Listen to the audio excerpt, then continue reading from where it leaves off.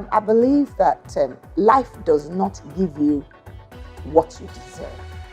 It gives you what you demand.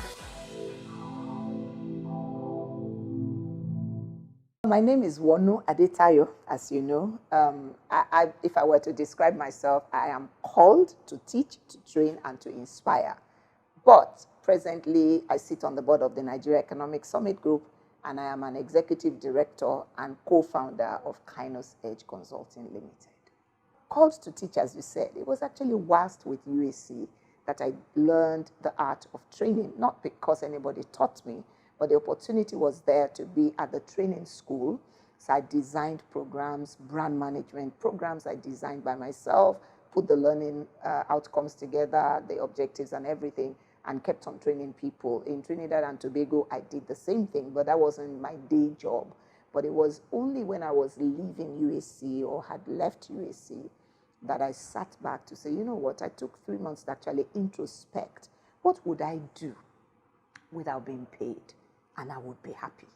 And I suddenly realized that I had the flair for impacting people, for training, for teaching, for inspiring. Hence, I moved from the 17.5 corporate career into the art of training. Started with consulting from Phillips Consulting, and then from there established soft skills, which for about 13 years. And we were doing all the inspiring. We brought in John Foppy. We went to a lot of places inspiring people. I remember then youth corpers, they had orientation camps during the auspices of Frank Wike Jr. as Minister for Youth. We went about inspiring people.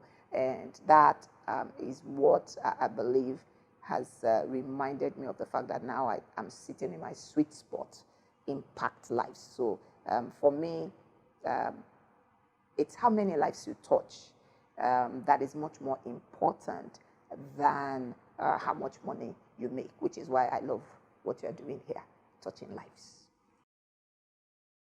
Now, I believe that support systems are very, very useful because if you want to achieve a lot in life, it takes more than one to do it.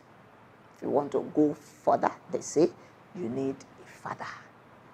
If you don't want to be mothered, you need a mother, right? So support systems are like your immediate family. So you need someone to stay with your children. If your mom is available, that's a support system. Reach out. You need to put your children somewhere. If your sister is available, that's a support system. Reach out. You have some ideas going up in your head. You don't have the experience to make that decision. You know a mentor, someone who has a similar experience, who has gone through that. You go sit with them. That's a support system.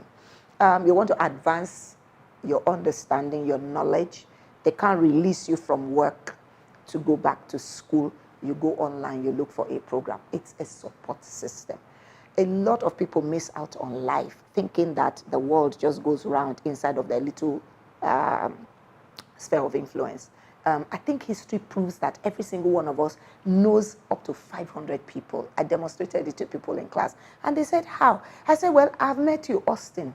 If Austin knows 50 people, I already have those 50 people inside of my goodwill because I can come to you, Austin, I need this, could you do this for me? So support systems include coaches, mentors, parents, friends, family, which you can use as buffer.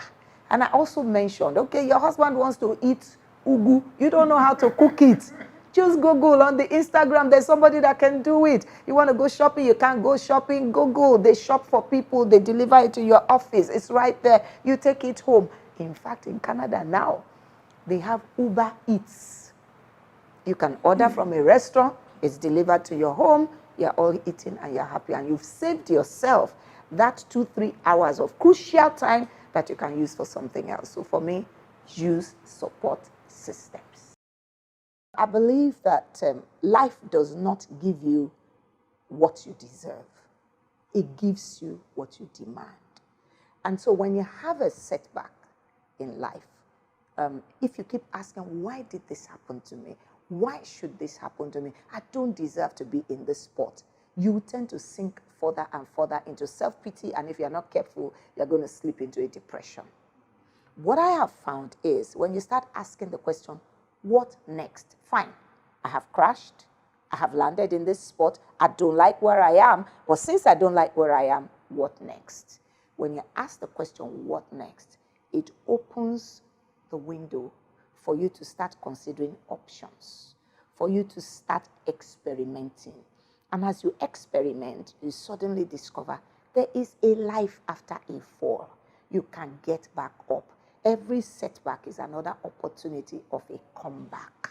And then as the options open up, because you ask the question, what next? You might then discover that every setback, inside of each one, is a lesson or a blessing. What are the lessons learned so that I don't make the same mistake again? But more importantly, let's move on with life and start charting a new course. That's what I learned from my setbacks.